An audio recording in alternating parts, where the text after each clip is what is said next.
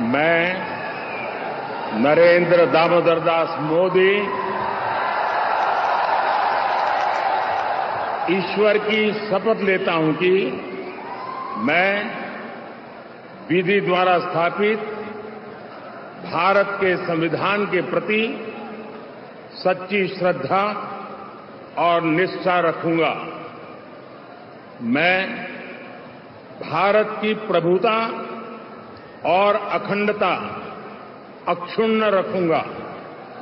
मैं संघ के प्रधानमंत्री के रूप में अपने कर्तव्यों का श्रद्धापूर्वक और शुद्ध अंतःकरण से निर्वहन करूंगा तथा मैं भय या पक्षपात